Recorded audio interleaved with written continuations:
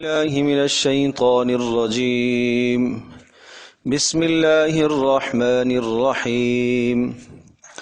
وما أرسلنا في قرية من نبي إلا أخذنا أهلها بالبأساء والضراء لعلهم يضرعون ثم بدلنا مكان السيئة الحسنة حتى عفوا وقالوا قد مس آباءنا الضراء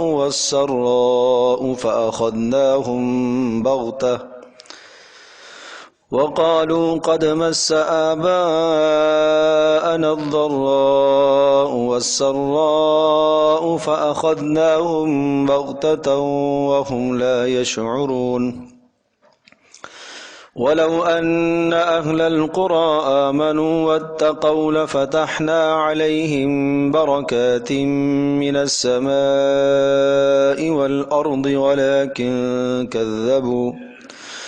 ولكن كذبوا فأخذناهم بما كانوا يكسبون أفأمن أهل القرى أن يأتيهم بأسنا بياتا وهم نائمون أوأمن أهل القرى أن يأتيهم بأسنا ضحى وهم يلعبون أفأمنوا مكر الله فلا يأمن مكر الله إلا القوم الخاسرون. سورۃ الاعراف کی آیت نمبر 94 سے اور 9 سپارے کا دوسرا رکوع.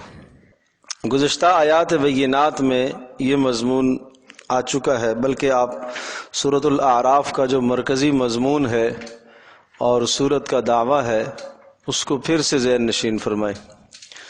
سورۃ الاعراف کا آغاز تھا، کیا کلمات تھے؟ الف لام میم صاد کتاب انزل الیک فلا یکن فی صدرک حرج منہ لتنذر بہ وذکریٰ للمؤمنین، کہ یہ کتاب ہم نے نازل کی ہے قرآن مجید، اس لیے اس کو نازل کیا گیا، اس کو اس لیے اتارا گیا کہ تاکہ اس کتاب کے ذریعے سے آپ قوموں کو ڈرائیں، آپ لوگوں کو اللہ تبارک تعالیٰ کے عذاب سے ڈرائیں، اور یہ کتاب لوگوں کے لیے نصیحت ہو. اتبعوا ما انزل الیکم من ربکم ولا تتبعوا من دونہ اولیاء.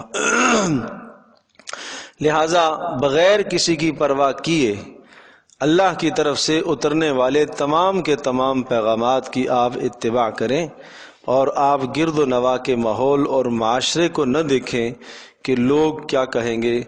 چاہے کوئی آپ کا ساتھ دے یا نہ دے، آپ کا کام ہے اس فرض منصبی کو نبھانا اور اس کو مکمل طور پر ادا کرنا.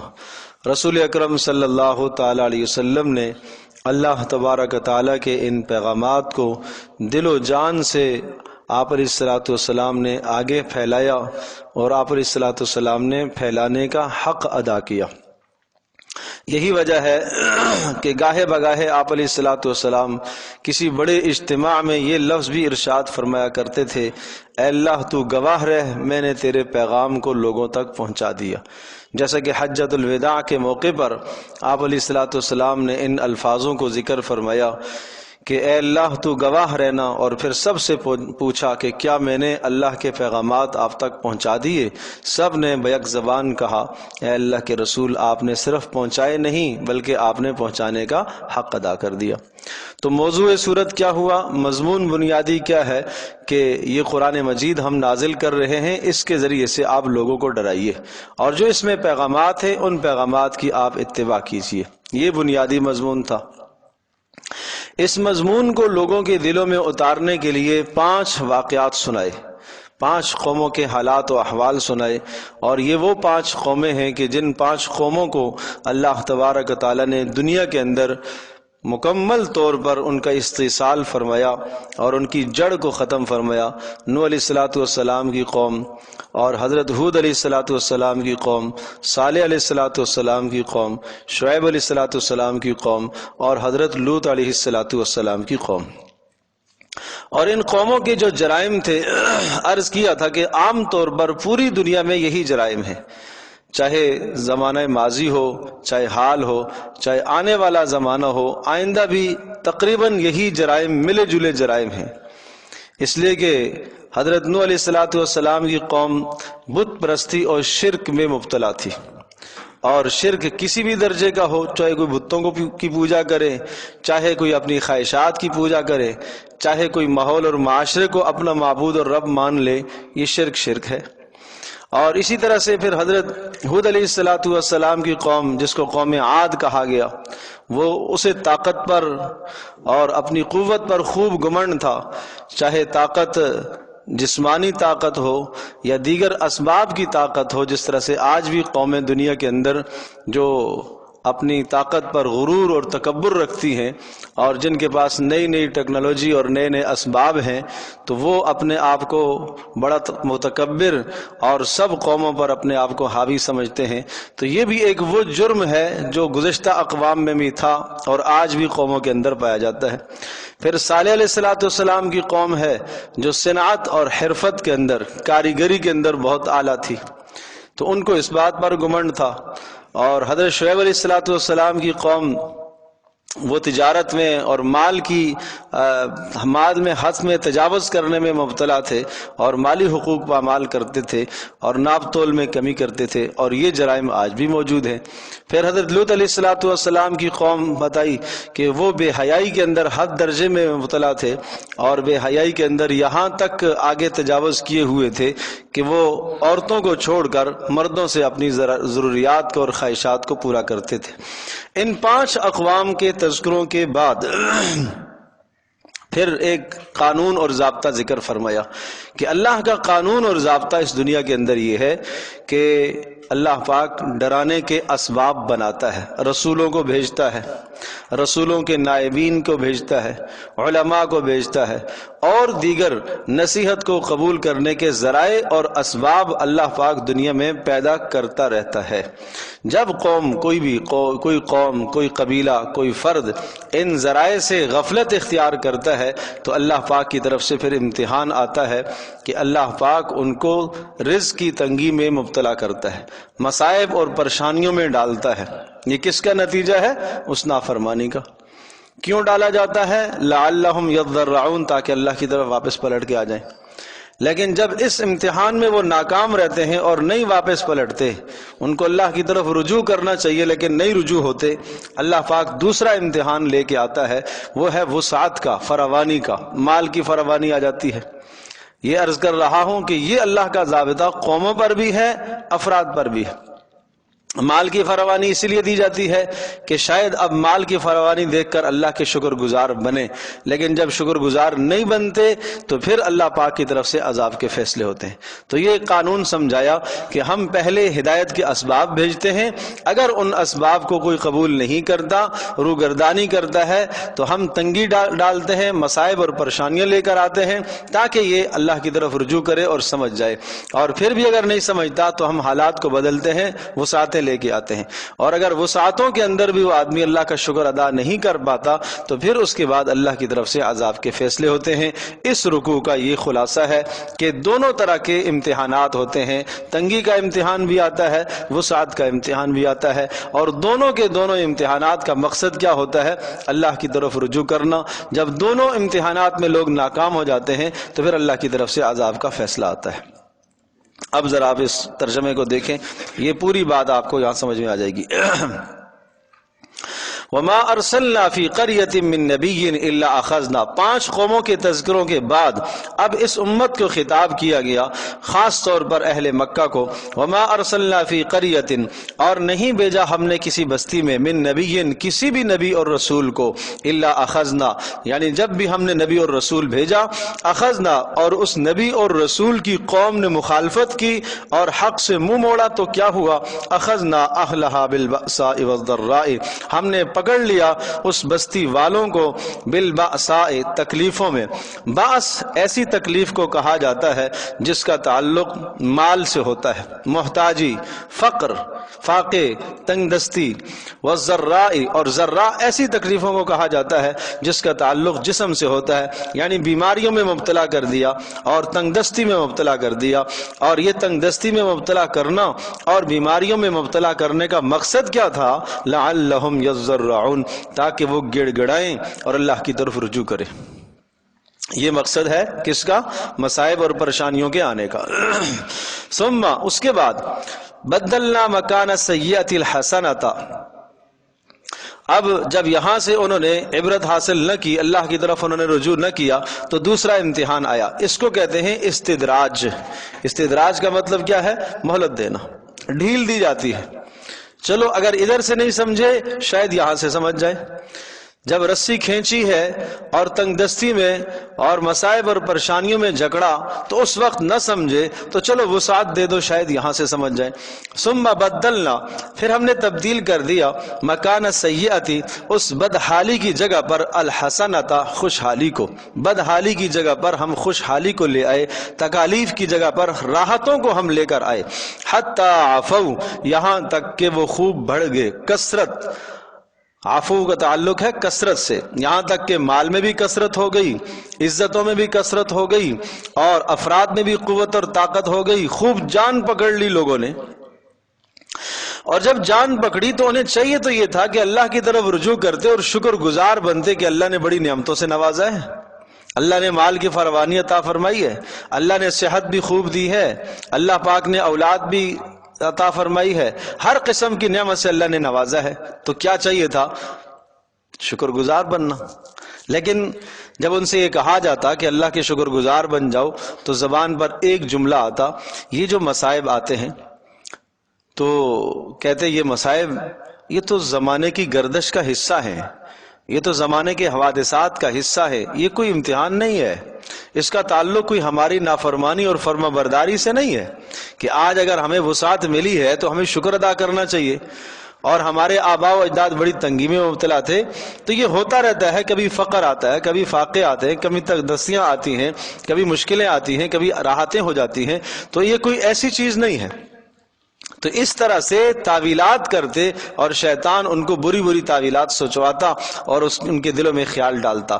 وقالو کہتے قد مس آباءنا الضراء والسراء، ہاں ہاں ہمارے آباء و اجداد کو بھی بڑی تکلیفیں پہنچی تھی، آباءنا الضراء، ہمارے آباء و اجداد کو بھی تکلیفوں نے چھوا تھا، کبھی جسمانی تکلیفوں میں وہ بھی مبتلا ہوئے تھے، والسراء اور اسی طرح سے مالی تنگیوں میں وہ بھی مبتلا ہوئے تھے۔ یہ کوئی ایسی چیز نہیں ہے، لہذا پریشانی کا آ جانا، محتاجی کا آ جانا، آسودگی کا آ جانا کوئی ایسی بات نہیں ہے۔ تو جب انہوں نے یہاں پر بھی انکار کر دیا، کامیاب نہ ہو سکے، تو پھر کیا ہوا؟ فَأَخَذْنَاهُمْ بَغْتَةً، پھر اچانک ہم نے ان کو پکڑا، وَهُمْ لَا يَشْعُرُونَ، ایسا پکڑا کہ انہیں سمجھ بھی نہ آیا کہ عذاب آیا کہاں سے ہے۔ بات سمجھے جی؟ اللہ پاک کی سنت ہے، اللہ پاک کا طریقہ ہے۔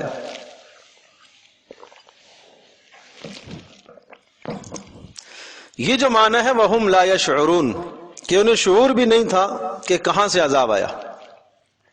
معنی یہ ہے کہ جس مال کو، جس اقتدار کو اور جس دنیا کی چیز کو وہ اپنے لیے باعث عزت سمجھتے تھے، وہی چیز باعث ذلت بن گئی۔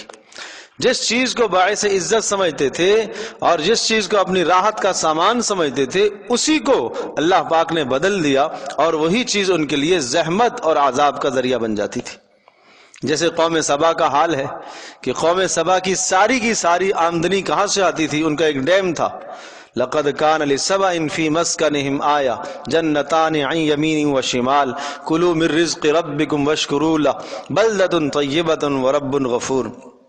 ہر طرح کی فراوانی تھی مال کی، ہر قسم کا پھل، ہر قسم کی سبزی اللہ پاک نے عطا کر رکھی تھی، اور مال کی اتنی فراوانی تھی کہ ایک آدمی اپنے سر پر ٹوکرا رکھ کر ایک باغ کے کنارے سے داخل ہوتا اور دوسرے کنارے سے جب نکلتا تو وہ ٹوکرا سر پر پھلوں سے بھرا ہوا ہوتا۔ اور عجیب بات یہ کہ کسی بھی قسم کا کوئی کیڑا، کوئی سانپ، کوئی بچھو اس کی زمین، ان لوگوں کی زمین میں نہیں آ سکتا تھا۔ ہوا ہی اللہ پاک نے ایسی رکھی تھی کہ جو کیڑا موذی جانور آتا مر جاتا، تو وہ پانی سے سیراب ہوتے ان کے باغات۔ یعنی وہ پانی جس کو وہ اپنی کامیابی کا ذریعہ سمجھتے تھے، تصور بھی نہیں تھا کہ اس پانی کے ذریعے سے ہم ہلاک ہو سکتے ہیں، تو اللہ تبارک و تعالیٰ نے اسی پانی کو ہلاکت کا ذریعہ بنایا۔ تو یہ معنی ہے وَهُمْ لَا يَشْعُرُونَ کہ آدمی جن چیزوں کو کامیابیاں سمجھ رہا ہوتا ہے انہی کامیابیوں سے اللہ پاک ناکامی نکال کے لے آتا ہے، اور آدمی کو شعور بھی نہیں ہوتا۔ آدمی خیال کر رہا ہوتا ہے کہ یہ تو یہاں سے تو تصور بھی نہیں ہے مجھے عذاب آئے گا، تصور بھی نہیں ہے کہ یہاں سے مجھے تکلیف پہنچے گی، اپنے گھر سے تکلیف پہنچ جاتی ہے۔ تو یہ سمجھایا جا رہا ہے وَهُمْ لَا يَشْعُرُونَ، آدمی کو شعور بھی نہیں ہوتا کہ یہ تکلیف کا ذریعہ کہاں سے آیا ہے۔ وَلَوْ أَنَّ أَهْلَ الْقُرَىٰ آمَنُوا وَاتَّقَوْا لَفَتَحْنَا عَلَيْهِمْ بَرَكَاتٍ مِّنَ السَّمَاءِ، فرمایا اگر بستی والے لوگ آمنو ایمان لاتے، واتقوا تقوی اختیار کرتے، کفر سے شرک سے بچتے، لَفَتَحْنَا عَلَيْهِمْ بَرَكَاتٍ مِّنَ السَّمَاءِ، یہ ایک اور قانون اور ضابطہ ذکر کیا کہ اللہ پاک کی طرف سے رحمتیں برستی ہیں، کس بنیاد پر؟ تقوی کی بنیاد پر۔ اگر بستی والے تقوی اختیار کرتے، لفتحنا، اس بستی سے مراد کوئی بھی بستی ہو سکتی ہے، کوئی مخصوص بستی نہیں ہے۔ بعض مفسرین نے لکھا ہے کہ مراد اس سے اہل مکہ ہے، مکہ والوں پر قحط آیا، لیکن اگر اہل مکہ مراد ہوں، جب بھی اللہ پاک کا ضابطہ اور قانون سب کے لیے ہے۔ لفتحنا علیہم برکات من السماء، ہم آسمان سے رحمتوں کی برکتوں کو ہم آسمان سے لفتحنا کھول دیتے، علیہم ان کے اوپر، برکات من السماء والارض، آسمان اور زمین سے برکتیں ان پر کھول دیتے۔ یہ یاد رکھیں کہ برکت کس کو کہتے ہیں؟ برکت کثرت کو نہیں کہتے، مال کا زیادہ ہو جانا برکت نہیں ہے۔ بسا اوقات ایک لقمہ آدمی کھاتا ہے اور وہ اس کے جسم کی غذا کا ذریعہ بنتا ہے اور طاقت اور قوت کا ذریعہ بنتا ہے۔ ایک دوا کا کوئی گھونٹ انسان لیتا ہے، ایک قطرہ انسان لیتا ہے اور وہ قطرہ اس بیماری سے شفا کا ذریعہ بن جاتا ہے۔ یہ باعث برکت ہے کہ تھوڑی چیز سے آپ کا کام ہو جائے، یہ ہے برکت۔ تھوڑے مال سے آپ کی ضرورت پوری ہو جائے، یہ ہے برکت۔ اسی طرح سے تھوڑی عمر میں آپ زیادہ سے زیادہ اعمال کر لیں، یہ ہے برکت۔ جیسے کہ دعاؤں کے اندر بھی آپ کسی کو دعا کرتے ہیں کہ کہتے ہیں آپ اللہ پاک آپ کی زندگی میں برکت دے، اللہ آپ کی عمر میں برکت دے۔ اچھا، اسی طرح سے چند اعمال کے بارے میں فرمایا کہ ان اعمال کے نتیجے میں انسان کی زندگی میں برکت ہوتی ہے۔ تو اس کا یہ معنی نہیں ہے کہ اس کی زندگی 60 سال ہے تو یہ عمل کرنے سے 70 سال ہو جائے گی، 60 سال ہی رہے گی، اس میں کوئی تبدیلی نہیں ہے۔ پھر برکت کا مطلب کیا ہے؟ برکت کا مطلب یہ ہے کہ اس مختصر سے وقت میں، 60 سال کے زمانے میں وہ نیک اعمال کر لے گا کہ عام آدمی 80 سال میں بھی وہ اعمال نہیں کر سکے گا۔ یہ ہے زندگی میں برکت کا ہونا۔ اسی طرح سے مال میں بھی ایسی ہی برکت ہوتی ہے۔ تو برکت کا تعلق کثرت سے نہیں ہوتا کہ آدمی کے پاس مال کی بڑی فراوانی ہو۔ تو فرمایا ہم آسمان سے برکتیں اتاریں گے، اور آسمان سے برکتیں اتاریں گے کا مطلب کیا ہے؟ بر وقت بارشیں ہوں گی، اور وہ بارشیں وہ غلوں کے نکلنے کا ذریعہ بن جائیں گی کہ ایسی بارشیں اللہ پاک اتارے گا جس کو آپ کہتے ہیں رحمت کی بارش ہو، کہ وہ بارش سب کے لیے رحمت بنے، وہ زحمت نہ بنے۔ اور زمین سے اللہ پاک برکتیں نکالے گا۔ معنی یہ زمین سے برکتیں کا ہونے کا معنی یہ ہے کہ اللہ پاک زمین سے ایسے غلے اور سبزیاں اگائے گا کہ جن کو کھا کر لوگ فرمانبردار بنیں گے۔ لیکن فرمایا وَلَكِنْ كَذَّبُوا، انہوں نے جھٹلایا، فَأَخَذْنَاهُمْ بِمَا كَانُوا يَكْسِبُونَ، تو ہم نے ان کو پکڑا بسبب ان کے گناہوں کی۔ أَفَأَمِنَ أَهْلُ الْقُرَىٰ أَن يَأْتِيَهُمْ بَأْسُنَا بَيَاتًا وَهُمْ نَائِمُونَ۔ یہ سارے قصے سنا کر پھر جھنجھوڑا گیا ان دو آیتوں کے اندر۔ یہ بڑی اہم آیات ہیں دو، اور ان دونوں آیات کو اپنے دل و دماغ پر نقش کرنا چاہیے۔ أَفَأَمِنَ أَهْلُ الْقُرَىٰ، بڑے پیارے انداز سے سوال فرمایا، کیا بستی والے بے خوف ہوگے، مطمئن ہوگے؟ کس بات سے؟ ان یاتیہم بأسنا، باوجود شرک اور کفر اور گناہوں کے کرنے کے وہ بے خوف ہوگے؟ ان یاتیہم بأسنا، کہ ہمارا عذاب آ جائے ان کے پاس، بیاتن، رات کے وقت، وہم نائمون، اور یہ سو رہے ہوں۔ سونے کی حالت میں اگر عذاب آ جائے، رات اپنے آرام سے سو رہا ہے، سارے کام کاج نمٹا کر آدمی لیٹا ہے، اگر رات اللہ پاک کی طرف سے کوئی عذاب کا فیصلہ ہو جائے تو اوا امن اہل القری، کیا اس بات سے بے خوف ہو گئے ہیں بستی والے، ان یاتیہم باسنا، کہ آئے ان کے پاس ہمارا عذاب، باس عذاب، ضحن دن دہاڑے ہمارا عذاب پہنچائے تو، چاشت کے وقت خوب روشنی ہو چکی ہو، ہر کوئی اپنے اپنے کام میں مشغول ہو، وہم یلعبون، کھیل تماشا کر رہے ہو، یلعبون سے مراد یہاں پر یہ ہے اپنے کاموں میں مصروف ہو۔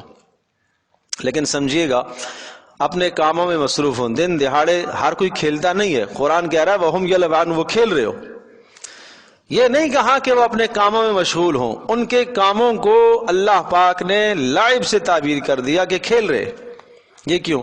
اس لیے کہ جب خلاف شرع کوئی کام کرتا ہے، تجارتیں ہوں گی تو خلاف شرع ہوں گی، خرید فروخت کے معاملات ہوں گے تو خلاف شرع ہوں گے، تو خلاف شرع ہونا یہ کیا ہے؟ یہ کھیل ہے، یہ دین کا استہزاء اڑانا ہے۔ اس لیے یلعبون کے لفظ سے تعبیر کیا ہے کہ اوامن اہل القری، کیا بستی والے بے خوف ہو گئے اس بات سے، ان یاتیہم باسنا ضحن، کہ ہمارا عذاب آ جائے ان کے پاس ضحن دن دہاڑے، وہم یلعبون، اور وہ کیا کر رہے ہوں؟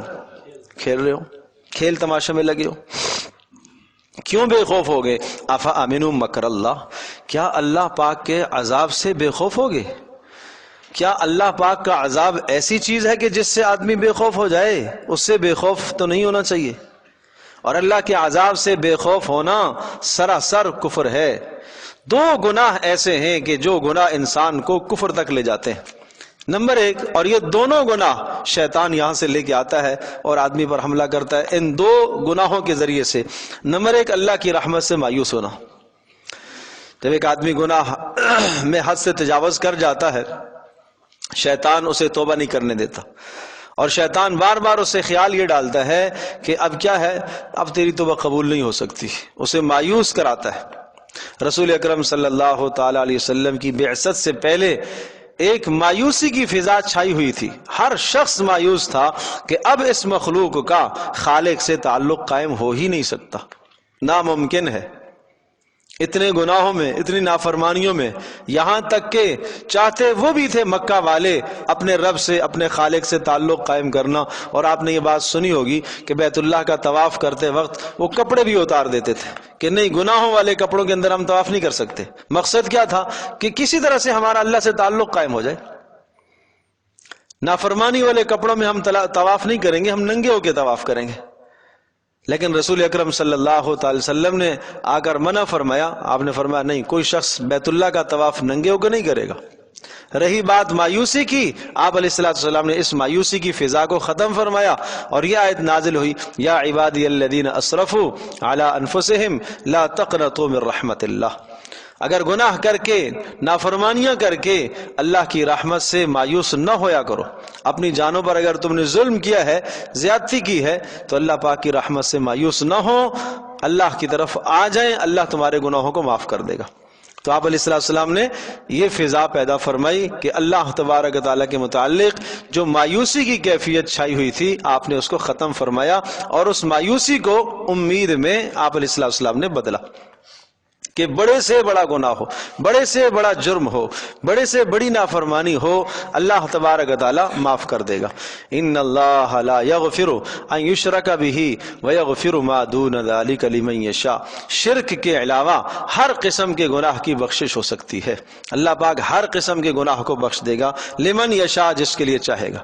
اور کوئی آدمی شرک سے، کفر سے تائب ہو جاتا ہے اور اپنے ایمان کو خالص کر لیتا ہے، تو اللہ تبارک و تعالی اس کے گناہوں کو بھی معاف کر دے گا۔ تو ایک تو یہ جرم ہے مایوسی کا چھا جانا، یہ بھی بڑا جرم ہے، اور بڑے گناہوں میں سے، کبائر میں سے بڑا گناہ ہے، جیسے زنا، چوری، ڈاکہ، یہ بڑے گناہ ہیں، کبائر کہلاتے ہیں۔ اسی طرح سے اللہ کی ذات سے مایوس ہونا بھی بڑا گناہ ہے۔ اسی طرح سے جیسے اللہ کی ذات سے مایوس ہونا، اللہ کی رحمت سے، اللہ کی مہربانی سے مایوس ہونا گناہ کبیرہ ہے، اسی طرح سے اللہ کے عذاب سے بے خوف ہونا بھی بڑا گناہ ہے، یہ بھی گناہ کبیرہ ہے۔ تو یہ دوسرا یہ گناہ ہے۔ ان گناہوں کے ذریعے سے شیطان انسان پر حملہ آور ہوتا ہے، کبھی کبھی مایوسی ڈالتا ہے اور کبھی کبھی بے خوف کر دیتا ہے۔ ایک گناہ انسان نے کیا، پکڑ نہیں آئی، دوسرا گناہ کیا، پکڑ نہیں آئی، تیسرا گناہ کیا، اللہ کی طرف سے ڈیل ہے، مہلت ہے، پکڑ نہیں آئی، یہ انسان سمجھتا ہے کہ نہیں مجھے عذاب تو نہیں آئے گا، کچھ بھی نہیں ہوگا، دیکھی جائے گی آخرت میں جو ہوگا، مرنے سے پہلے پہلے میں توبہ کر لوں گا۔ اس قسم کے وسوسے خیالات شیطان دل میں ڈالتا ہے اور اللہ کے عذاب سے بے خوف کر دیتا ہے۔ تو یہ دونوں کے دونوں گناہ وہ ہیں جو انسان کو کفر تک لے جاتے ہیں۔ تو اس لیے فرمایا افامنوا مکر اللہ، کیا یہ اللہ پاک کے عذاب سے بے خوف ہو گئے کیا؟ فلا یأمن مکر اللہ الا القوم الخاسرون، اللہ کے عذاب سے بے خوف نہیں ہوں گے مگر وہی لوگ جو خسارہ پانے والے، دنیا میں بھی اپنا خسارہ کریں گے اور آخرت میں بھی اپنا خسارہ کریں گے۔ تو یہ ایک رکوع کے اندر یہ ضابطے ذکر فرما دیے کہ ہم ہدایت کے سارے اسباب لے کے آتے ہیں، جب کوئی نافرمانی کرتا ہے تو پھر ہم تنگی ڈالتے ہیں، اور تنگی سے اگر وہ عبرت حاصل نہیں کرتا تو پھر ہم وسعت لے کے آتے ہیں، وسعت میں بھی اگر شکر نہیں کرتا تو پھر اللہ کی طرف سے عذاب کے فیصلے ہوتے ہیں۔ ایک تو یہ قانون سمجھایا۔ نمبر دو، دوسری بات یہ سمجھائی کہ اگر بستیوں والے اور علاقے والے لوگ اور کسی بھی دھرتی پر رہنے والے تقوی اختیار کریں تو اللہ پاک ان کی دنیا کے سارے مسائل حل کرے گا، وقت پر بارشیں اتارے گا، زمین مناسب غلے دے دی، لیکن جب نافرمانی کرتے ہیں تو پھر اللہ کی طرف سے پکڑ آتی ہے۔ اور پھر 3 آیات میں تنبیہ کی گئی ہے کہ اللہ پاک کے عذاب سے بے خوف نہیں ہوا کرو، نہ دن کو نہ رات کو، اور اللہ کے عذاب سے بے خوف ہونے والا تو وہی ہے جو خسارہ اپنا نقصان کرتا ہے، کسی اور کا نہیں۔ اولم یہد للذین یرثون الارض، یہ 5 قصے ذکر کرنے کے بعد پھر ایک رکوع کے اندر ضابطہ ذکر کرنے کے بعد پھر فرمایا اب التفات ہوا اس امت کی طرف، اولم یہد للذین یرثون الارض من بعد اہلها ان لو نشاء اصبناہم، گزشتہ قوموں کو ہم نے تباہ کر دیا، وہ قومیں اب دنیا کے اندر نہیں رہی، ان کے وجود نہیں رہے، ان قوموں کے بعد ہم نے آپ کو زمین کا وارث بنایا۔ کیا تم اس بات سے بے خوف ہو گئے ہو کہ اگر تمہارے گناہوں کی وجہ سے ہم چاہیں تو جیسے گزشتہ قوموں کو ہم نے عذاب دیے ہیں تمہارے اوپر بھی اس عذاب کو ہم لا سکتے ہیں؟ کیا یہ واقعات سارے 5 قوموں کے جو آئے ہیں، ان قوموں کے واقعات سے آپ سبق حاصل نہیں کریں گے؟ اولم یہدی، کیا پھر بھی ہدایت نہیں آئے گی ان کو؟ سمجھے جی؟ پھر بھی ہدایت نہیں ہے۔ للذین، ان لوگوں کے لیے، یرثون الارض، جو زمین کے وارث بنے، من بعد اہلہا، زمین والوں کی ہلاکت کے بعد، گزشتہ قوموں کی ہلاکت کے بعد ان کے زمینوں کے وارث بنے، کیا ان کے لیے ہدایت نہیں ہے؟ ان لو نشاء اصبناہم بذنوبہم، ان لو نشاء یہ فاعل ہے یہدی کا۔ کیا ان کے لیے یہ بات واضح نہیں ہے؟ کیا واضح نہیں ہے یہ بات؟ اللہ نشاء اصبناہم، اگر ہم چاہتے ہیں تو ہم ان کو پکڑ سکتے ہیں، اصبناہم، ہم ان کو پکڑ لیں، بذنوبہم، ان کے گناہوں کی وجہ سے، کفر اور شرک کی وجہ سے، جو جرائم گزشتہ قوموں کے اندر تھے اور وہ قومیں ان جرائم کی وجہ سے تباہ ہوئی ہیں، وہ جرائم آج بھی اقوام کے اندر موجود ہیں، اگر ہم چاہیں تو ان جرائم کی وجہ سے اس قوم کو بھی پکڑ سکتے ہیں۔ وَنَطْبَعُ عَلَىٰ قُلُوبِهِمْ فَهُمْ لَا يَسْمَعُونَ، اور اگر ہم چاہیں نَطْبَعُ عَلَىٰ قلوبہم، ان کے دلوں پر ہم مہر لگا دے، فہم لا یسمعون، پھر یہ نہ سن سکیں، دلوں پر بولو مہر لگا دے اور پھر سن نہ سکے۔ کیا مطلب ہے یہ؟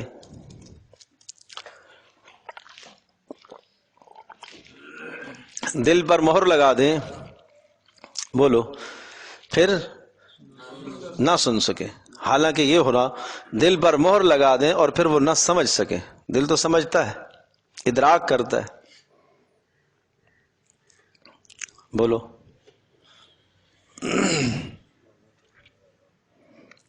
کیا کہیں گے؟ لا یسمعون، نا سن نہ سکیں۔ سوال یہ آیا ہم ان کے جی ایسی جگہوں پہ جائیں گے ہی نہیں جہاں پہ شاباش، یہ ہے بات کہ اصل چیز یہ ہے کہ دل جو ہے نا وہ رئیس الاعضاء ہے، تمام اعضاء کا سردار کیا ہے؟ دل ہے۔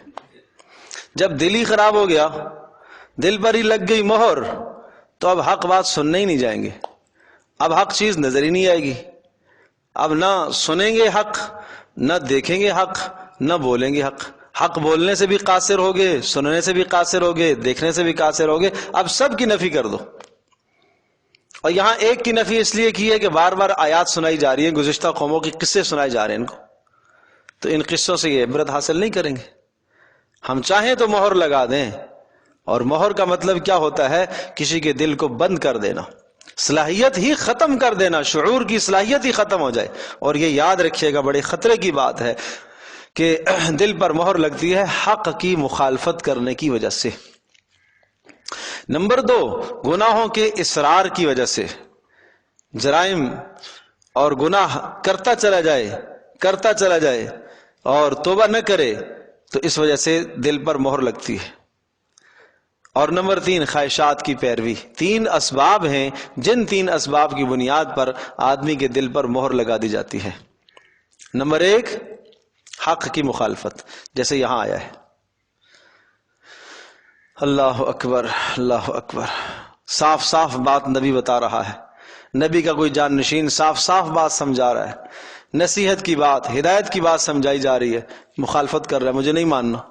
ضد، عناد، ہٹ دھرمی کی بنیاد پر نہیں ماننا، تو اس وجہ سے کیا ہوتا ہے؟ مہر لگتی ہے. اور نمبر 2، گناہوں کا اصرار. کلا بل ران علی قلوبہم ما کانوا یکسبون. ران، دل پر زنگ چھا جاتا ہے گناہوں کی وجہ سے. اصرار کرتے کرتے توبہ نہیں کرتا تو گناہوں پر اصرار بڑا گناہ ہے، یہ بھی کبائر میں سے ہے. صغیروں پر، چھوٹے گناہوں پر اصرار کرنا یہ بھی کبیرہ کہلاتا ہے. اور تیسرا، خواہشات کی پیروی. افرأیت من اتخذ الہہ ہواہ واضلہ اللہ علی علم وختم علی سمعہ وقلبہ وجعل علی بصرہ غشاوہ. جس نے خواہشات کی پیروی کی تو کیا ارشاد فرمایا؟ ہم اس کے دل پر مہر لگا دیں گے، ہم اس کے کانوں پر مہر لگا دیں گے، ہم اس کی آنکھوں کے سامنے پردے ڈال دیں گے. فمن یہدیہ من بعد اللہ، پھر اللہ پاک جب گمراہ کر دے، کسی کی گمراہی کا فیصلہ کر لے تو اسے کون ہدایت دے سکتا ہے؟ تو یہ 3 اسباب سمجھائے، ان 3 اسباب کی بنیاد پر مہر لگتی ہے. یہاں جو مہر لگنے کا تذکرہ ہے حق کی مخالفت. اس کے بعد فرمایا تلک القری نقص علیک من انبائها، یہ تمام بستیاں جن کے قصے ہم آپ کو سنا چکے ہیں. تلک القری، یہ تمام بستیاں، گزشتہ 5 اقوام کی بستیاں. نقص علیک، ہم بیان کر چکے ہیں، ہم بیان کر رہے ہیں، کر چکے ہیں، کر رہے ہیں. علیک، آپ پر. من انبائها، ان کے قصے ہم آپ کو بیان کرتے رہتے ہیں. وَلَقَدْ جَاءَتْهُمْ رُسُلُهُمْ بِالْبَيِّنَاتِ، اور تحقیق ان کے پاس ان کے رسول آئے بالبینات، معجزات لے کر. بینات کے دونوں معنی ہوتے ہیں، معجزات لے کر آئے، احکام لے کر آئے. احکام سے بھی روح گردانی کی، معجزات کو بھی نہیں مانا. بینہ بہت بڑی اور واضح دلیل کو کہا جاتا ہے کہ جس دلیل کو دیکھ کر آدمی کوئی انکار نہ کر سکے. لیکن فما کانوا لیؤمنوا، بس نہ تھے وہ لوگ کہ وہ ایمان لائے. بما کذبوا من قبل، بس سبب اس کے کہ وہ جھٹلا چکے تھے. ظاہر ہے جھٹلانا، جب حق کو جھٹلاتا ہے انسان تو اس جھٹلانے کا لازمی نتیجہ ہے ایمان کی صلاحیت کو کھو بیٹھنا. بات سمجھے جی؟ یہ جا بجا کہیں کہیں یہ بات آتی ہے نا، اللہ نے جسے گمراہ کر دیا اسے کون ہدایت دے سکتا ہے؟ اب یہاں سوال یہ آتا ہے کہ اللہ نے گمراہ کر دیا، تو جب اللہ نے گمراہ کر دیا تو پھر اللہ نے کیوں گمراہ کیا؟ بات سمجھے جی؟ تو اس سوال کا یہی جواب ہوتا ہے، اور یہ صاف صاف یہ کہا فما کانوا لیؤمنوا بما کذبوا من قبل، وہ ایمان لانے والے نہیں تھے. کیوں؟ اس لیے کہ جھٹلا چکے. جب جھٹلا چکے تو جھٹلانے کی وجہ سے حق کو قبول کرنے کی، ایمان لانے کی صلاحیت ختم کر دی انہوں نے. اور جب ایمان لانے کی صلاحیت ہی ختم ہو گئی ہے، زہر ایک آدمی نے کھا لیا، مر گیا، اب اس آدمی کو کیا کہا جائے گا؟ زہر نے مارا ہے. بھائی زہر کی طرف اگر آپ نسبت کرتے ہو تو کرو، لیکن حقیقت موت کس نے دی ہے؟ بولو، اللہ نے. تو آپ یہی کہیں گے ہاں قضاء الہی کا فیصلہ آ گیا، اللہ پاک نے اسے موت دے دی. کھائی اس نے زہر ہے، خودکشی کی ہے اس نے، اوپر سے چھلانگ لگائی ہے، مر گیا ہے، لیکن آپ کہیں گے کہ اللہ پاک نے اسے موت دے دی. تو نسبت موت کی اللہ کی طرف کر رہے ہیں نا. اسی طرح سے یہاں پر بھی کھائی اس نے زہر ہے، کیا؟ حق کو جھٹلانا، حق کی تکذیب کرنا، یہ زہر ہے. جب یہ زہر اس نے کھائی تو اس کا لازمی نتیجہ ہے ایمان کی صلاحیت ختم ہو گئی اندر سے، حق کو قبول کرنے کی صلاحیت کھو بیٹھا ہے۔ جب حق کو قبول کرنے کی صلاحیت کھو بیٹھا ہے، دو ہی راستے ہوتے ہیں، یا حق کا راستہ یا باطل کا راستہ۔ ادھر نہیں چلا تو شیطان اس کو باطل پر لے جائے گا، حق پر نہیں چلا تو شیطان اسے باطل پر لے جائے گا۔ جب باطل پر گیا، اب نسبت آئی اللہ پاک کی طرف کہ اللہ پاک نے گمراہی کا فیصلہ کر دیا۔ تو یہ کوئی اشکال کی بات نہیں ہے، بات سمجھنے کی ضرورت ہے، ایک ایک لفظ سے خود بات سمجھ میں آ رہی ہے اگر سمجھے انسان۔ فما کانوا لیؤمنوا، بس نہ تھے وہ لوگ ایمان لانے والے، بما کذبوا، بسبب اس تکذیب کے جو کر چکے تھے اس سے پہلے۔ کذالک، اب تکذیب کا نتیجہ یہ ہے، کذالک، اسی لیے یطبع اللہ، اللہ مہر لگاتا ہے علی قلوب الکافرین، کس کے دل پر؟ کافروں کے دلوں پر۔ یہ ہے مہر لگنا، سبب کیا بنا؟ تکذیب، جھٹلانا۔ لا الہ الا اللہ۔ وما وجدنا لاکثرہم من عہد، پس نہیں پایا ہم نے لاکثرہم، ان میں سے اکثر کو، من عہد، کسی وعدے کی نباہ پر نہیں پایا۔ یہ عہد سے مراد عہد الست تھا جس کا تذکرہ پیچھے آ چکا ہے۔ وَإِذْ أَخَذَ رَبُّكَ مِنْ بَنِي آدَمَ مِنْ ظُهُورِهِمْ ذُرِّيَّتَهُمْ وَأَشْهَدَهُمْ عَلَىٰ أَنفُسِهِمْ أَلَسْتُ بِرَبِّكُمْ قَالُوا بَلَىٰ۔ عہد الست کے حضرت آدم علیہ السلام کو اللہ پاک نے جب پیدا فرمایا، دنیا میں بھیجا تھا، تو اس وقت آدم علیہ السلام سے قیامت تک آنے والی ساری ذریت کو نکالا باہر، اور سب سے اللہ پاک نے اقرار لیا کہ میں تمہارا رب نہیں ہوں کیا؟ سب نے اقرار کیا اللہ تو ہمارا رب ہے۔ کہا یہ اقرار اس لیے لیا جا رہا ہے تاکہ تم بعد میں منکر نہ بن جاؤ، یہ حجت تام کرنے کے لیے یہ اقرار لیا جا رہا ہے۔ اور اس پر ہم بات بتا چکے ہیں کہ وہ اقرار اصل میں توحید کا بیج دل کے اندر ڈالنا تھا، سمجھے جی؟ وہ توحید کا پہلا بیج اس انسان کے قلب میں اللہ پاک نے ڈالنا تھا، اس لیے وہ اقرار کرایا گیا۔ اور آپ کو یاد ہوگا، پڑھا ہے، سنا ہے، جب بچہ پیدا ہوتا ہے تو سب سے پہلے اس کے کان میں اذان اور اقامت کہلوائی جاتی ہے۔ کیوں اذان اور اقامت؟ وہ جو بیج ڈلا ہوا ہے توحید کا، عالم الست میں اللہ پاک نے توحید کا بیج اس کے دل میں ڈالا تھا، اس کو پانی دینے کے لیے، اس کی آبیاری کے لیے اذان کا کلمہ کہا جاتا ہے۔ اب یہ تو بچہ تو شعور میں نہیں ہے، یہ تو کچھ بھی نہیں سمجھ رہا ہے، اسے کیا معلوم اللہ اکبر کا کیا معنی ہے، اسے کیا معلوم اشہد ان لا الہ الا اللہ کا کیا معنی ہے، اسے کیا معلوم کہ رسالت کا اقرار کیا چیز ہے۔ لیکن وہ اللہ پاک نے اس کی فطرت کے اندر جو رکھا ہوا ہے توحید، اللہ کو ماننا، اللہ کے ماننے کا جذبہ جو فطرتی اس کے دل میں رکھا گیا ہے، اس کی آبیاری کے لیے اذان دی جاتی ہے۔ اور پھر دوسرا پانی، یہی وجہ ہے، حکم ہے کہ اچھا نام رکھو، اچھے نام سے پکارو گے تو اچھے اثرات پڑیں گے اس کی طبیعت پر، اس کے مزاج پر۔ پھر حکم ہے کہ جب وہ بولنے لگے تو اس کی زبان پر سب سے پہلا لفظ اللہ آنا چاہیے۔ یہ اسی توحید کے بیج کی آبیاری کی جاتی ہے، یہ اسی کو پانی دیا جاتا ہے۔ اب اس کے ساتھ اب حدیث کو بھی جوڑے، آپ علیہ السلام نے فرمایا کہ ہر بچہ اسلامی فطرت پر پیدا ہوتا ہے، اس کے ماں باپ اس کو یہودی بنا دیتے ہیں، نصرانی بنا دیتے ہیں، مجوسی بنا دیتے ہیں۔ تو جب پیدا ہوا تھا تو توحید لے کے آیا تھا، لیکن اس کے بعد گرد و نواح کے ماحول کی وجہ سے یہودی، نصرانی، مجوسی بن گیا، سمجھے جی؟ تو یہ ہے مطلب کہ اس وعدے کے اندر ہم نے نہیں پایا ان کو، وعدے کی نباہ نہیں پائی۔ وما وجدنا لاکثر من عہد وإن وجدنا اکثرهم لفاسقین، ہاں اکثر کو ہم نے پایا ہے فاسق۔ فاسق کا معنی کیا ہوتا ہے؟ اطاعت سے نکلنے والا، فسق کہتے ہیں خروج کو، فاسق نکل جانے والا۔ ثم بعثنا من بعدهم موسیٰ، اب اس کے بعد 5 اقوام کے تذکرے کے بعد یہ اہل ایمان کو خطاب کر کے اور اس امت کو خطاب کر کے چند احکام اور چند قوانین سمجھائے، اور یہ سمجھایا کہ ان قوموں کے تذکرے تمہارے سامنے آئے، ان کے پاس بھی رسول آئے، جب رسولوں کو انہوں نے جھٹلایا، اس جھٹلانے کے نتیجے میں ہم نے دلوں پر مہر لگا دی، حق کی صلاحیت ہی ختم کر دی۔ تم بچتے رہنا، اگر تم نے حق کی تکذیب کی تو اسی طرح سے تمہارے دل پر بھی مہر لگ سکتی ہے۔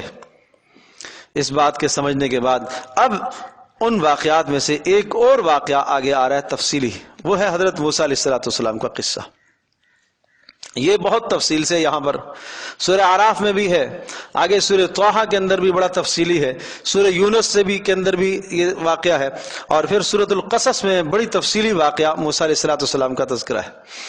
موسیٰ علیہ السلام کا واقعہ جا بجا آتا ہے اور قدر تفصیل سے آتا ہے اور مختلف الفاظ کے ساتھ آتا ہے۔ عرض کیا تھا کہ موسیٰ علیہ السلام کی قوم کا حال اس امت کے حال کی طرح ہے۔ کیسے کہ گزشتہ جو 5 اقوام ہیں جن کا تذکرہ کیا، ان کو اللہ تبارک و تعالیٰ نے ایک ہی بار تباہ کر دیا۔ جب نافرمانی میں حد سے بڑھ گئے تو ایک ہی بار ان کی تباہی کا فیصلہ ہو گیا۔ ایمان لانے والوں کو اللہ نے نجات دی اور نافرمانوں کو اللہ نے تباہ کر دیا۔ موسیٰ علیہ السلام کی قوم کے ساتھ ایسا نہیں ہوا۔ وہاں یہ اصول اور یہ ضابطہ رکھا گیا ہے کہ جو نافرمان ہوں گے ان نافرمانوں پر فرما برداروں کو مسلط کیا جائے گا، ماننے والوں کو مسلط کیا جائے گا، اور ماننے والے ان کو ختم کریں گے۔ اس طرح سے ان کا استحصال ہوگا۔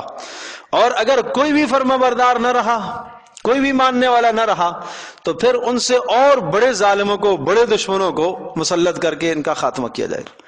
یہی حال اس امت کا بھی ہے۔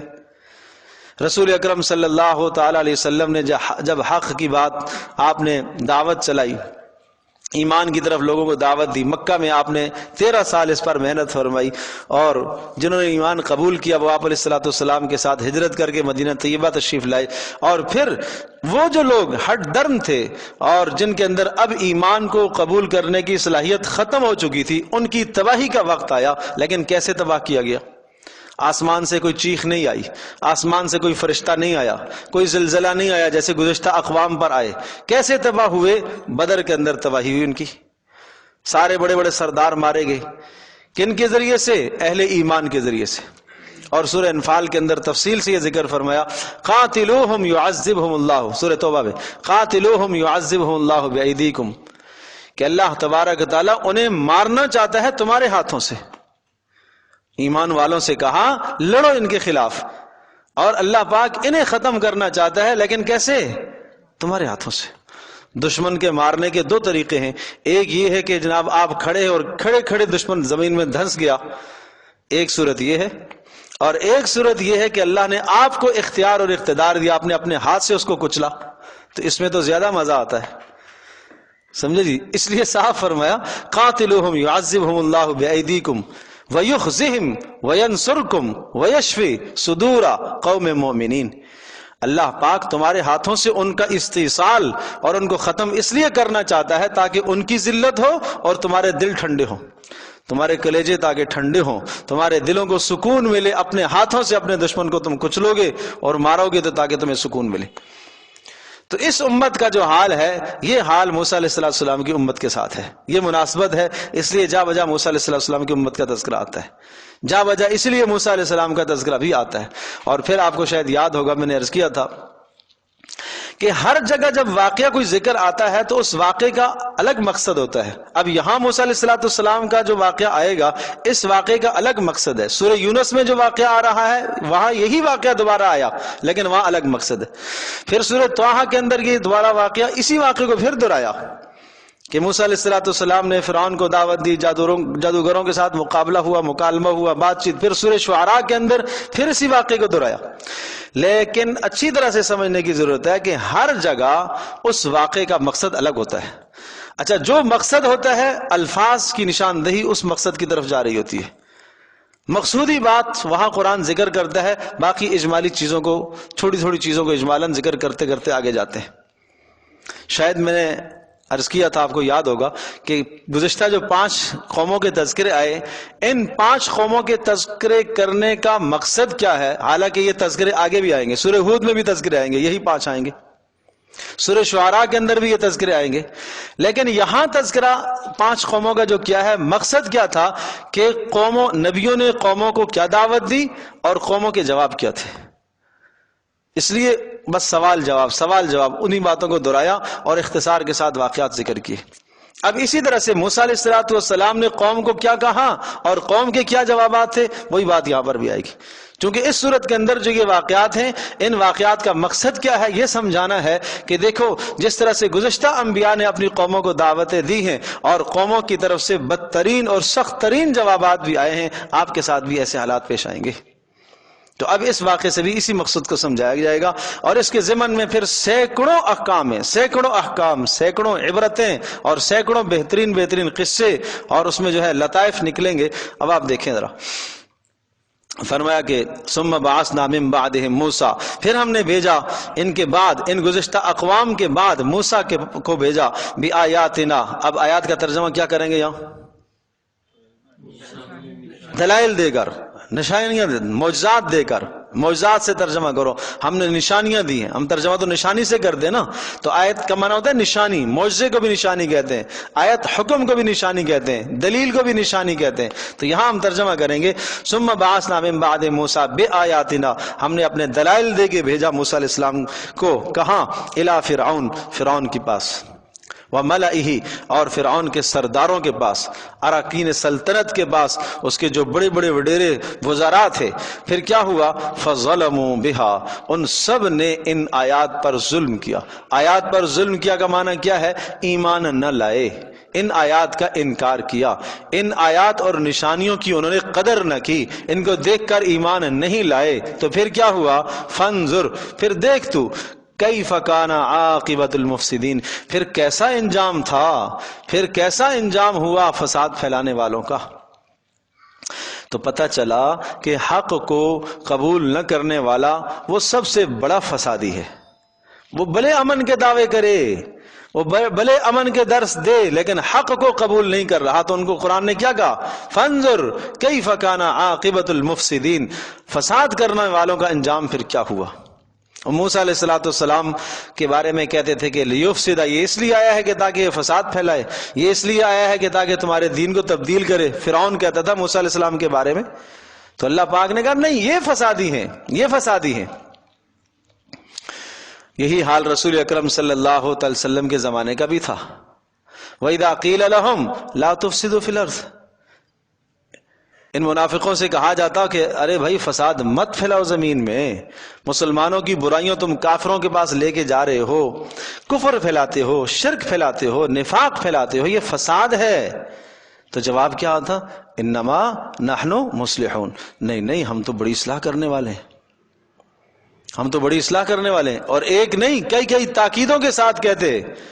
اور یہی نشانی ہوتی ہے جھوٹ کی، اپنی بات کو ملمع سازی کر کے، اپنی بات کو قسموں سے مزین کر کے، اپنی بات کو 10 تاکیدات کے ساتھ مزین کر کے، انما نحن مصلحون، نہیں نہیں، ہم تو اصلاح کرنے والے لوگ ہیں، ہم تمہارے یعنی مسلمانوں اور یہودیوں کے درمیان میں ہم تو گٹھ جوڑ کر رہے، ہم تو راستے نکالتے ہیں، بیچ کی راہ نکالتے ہیں۔ قرآن کیا کہتا ہے؟ الا انہم ہم المفسدون ولکن لا یشعرون، خبردار سن لو، ہم المفسدون، یہی فسادی ہیں، پکے فسادی ہے یہ، ولکن لا یشعرون، شعور بھی نہیں ہے۔ کیا شعور نہیں ہے؟ کہ وہ فساد کو اصلاح سمجھتے ہیں، ان کو اتنا بھی نہیں پتا ہے کہ فساد کیا ہے، اصلاح کیا چیز ہے، تو وہ فساد کرنے کو اصلاح سمجھ رہے ہیں، اتنی عقل ماری ہوئی ہے کہ وہ فساد کو اصلاح سمجھ رہے ہیں۔ تو یہاں پر بھی اسی طرح سے ہے، فانظر کیف کان عاقبۃ المفسدین، پھر دیکھ کیا انجام رہا فسادیوں کا۔ وقال موسیٰ یا فرعون، اب بات وہی ہے کہ اس قصے کا مقصد کیا ہے؟ سوال جواب، نبی نے کیا کہا اور قوم کا کیا جواب تھا۔ اور موسیٰ علیہ السلام کی بعثت کے 2 مقاصد تھے۔ ایک مقصد تو یہ تھا کہ فرعون اور آل فرعون کو اللہ پاک کی توحید اور وحدانیت سمجھانا۔ اس نے یہ کہہ رکھا تھا کہ انا ربکم الاعلی، اور بھی بہت سارے رب ہیں لیکن ان سب کا بڑا میں ہوں، یہ اس نے کہہ رکھا تھا۔ اور دوسرا بنی اسرائیل کو فرعون سے آزاد کرانا، یہ مقصد تھا۔ تو اب انہی دونوں مقاصد کے ارد گرد باتیں آئیں گی، آپ دیکھیں گے۔ وقال موسیٰ، موسیٰ علیہ السلام نے فرمایا، یا فرعون، اے فرعون، انی رسول من رب العالمین، میں اللہ کے پاک کی طرف سے رسول ہوں۔ حضرت محمد مصطفیٰ صلی اللہ تعالی علیہ وسلم نے بھی آ کر 3 بنیادی باتیں پیش کی۔ یہ بات غور سے سمجھنے کی ہے۔ آپ علیہ السلام کی دعوت کا 23 سالہ دعوت کا اگر آپ خلاصہ نکالنا چاہتے ہیں تو 3 باتیں ہیں۔ نمبر 1، تمہارا اور تمہارے آبا و اجداد اور اس ساری کائنات کا اللہ ایک ہے، 2 نہیں ہے۔ ہمیشہ یہ بات سمجھائی آپ علیہ السلام نے۔ نمبر 2، اس اللہ پاک کے پیغامات آ رہے ہیں اور ان پیغامات کو سب سے پہلے میں اللہ کا رسول ہوں، تمہیں عمل کر کے دکھاؤں گا۔ میری زندگی تمہارے لیے نمونہ ہے، میری اتباع کرو، جیسے میں کہوں ایسا کر لو، جیسے میں کر رہا، جیسے میں کہہ رہا اس پر تم آ جاؤ۔ جیسے میرا کھانا تمہارا کھانا ایسا ہو جائے، جیسے میری تجارت تمہاری تجارت ایسے ہو جائے، جیسے میرے معاملات تمہارے معاملات ایسے ہو جائیں، جیسے میری محبتیں اسی طرح سے تمہاری ہو جائیں، جیسے میرے اخلاق یہ اخلاق تمہارے ہو جائیں، میری طرح بن جاؤ، میں اللہ کا رسول ہوں۔ اور نمبر 3، یہ جس زندگی کے اندر تم رہ رہے ہو، جو تم زندگی گزار رہے ہو، یہ حقیقی نہیں ہے، اس کے بعد ایک اور زندگی آنے والی ہے جس میں اصل فیصلہ ہونے والا ہے۔ تو یہ آپ علیہ السلام کی پوری 23 سالہ دعوت کا خلاصہ 3 باتیں ہیں، اور اس بات کو آپ علیہ السلام ہمیشہ دہراتے تھے، میں اللہ کا رسول ہوں اور رب تمہارا ایک ہے اور موت کے بعد زندگی آنے والی ہے۔ تو اسی کو اگر آپ اور تفصیل سے دیکھیں گے نا تو قرآن کی پورے قرآن کا موضوع توحید، رسالت، آخرت، توحید، رسالت، آخرت، توحید، رسالت، آخرت، یہ مضمون آپ کو جا بجا ملے گا۔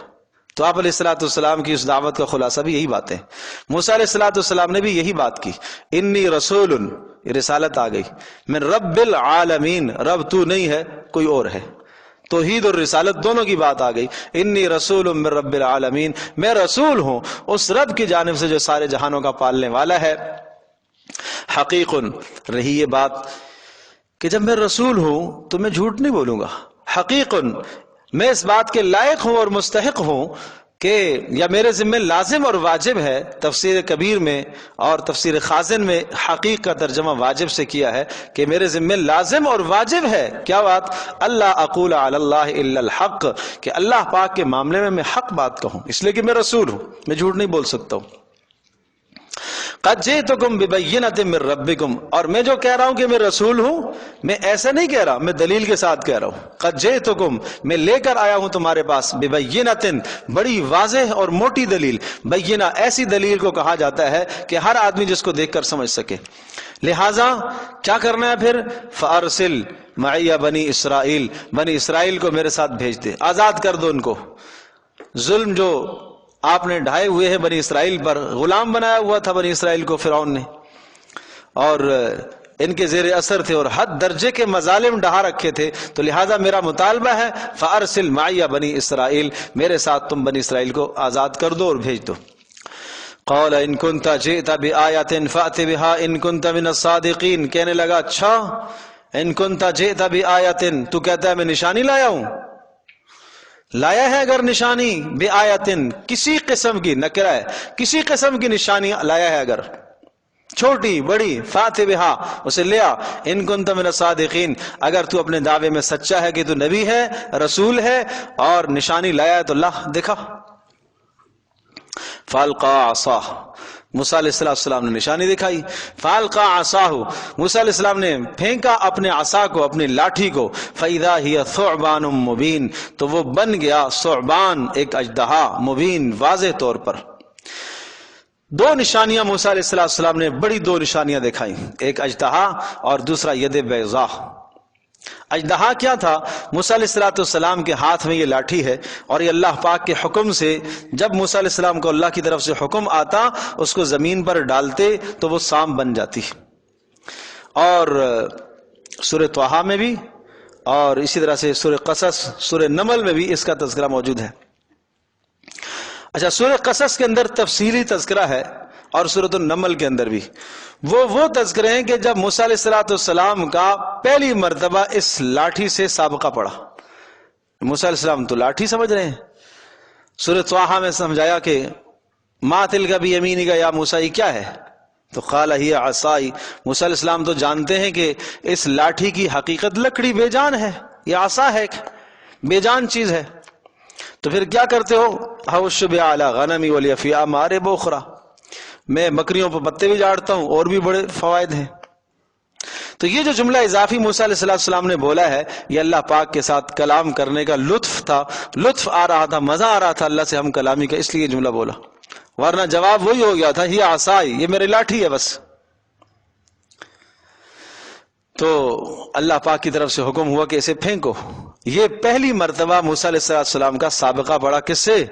اس سانپ سے، پہلی مرتبہ بحیثیت بشر اور انسان ہونے کے۔ موسیٰ علیہ السلام نے جب اس لاٹھی کو دیکھا کہ وہ ایک دم سے سانپ بن گیا، فَإِذَا حَيَّةٌ تَسْعَىٰ، وہ ایک سانپ دوڑتا ہوا، قَالَ خُذْهَا وَلَا تَخَفْ سَنُعِيدُهَا سِيرَتَهَا الْأُولَىٰ، خُذْهَا، پکڑ اس کو، اللہ کا حکم آیا ولا تخف، ڈرنا نہیں، سنعیدها سیرتها الاولی، تم پکڑو گے ہم واپس اسی حالت میں لے آئیں گے، اس کو واپس لاٹھی بن جائے گا۔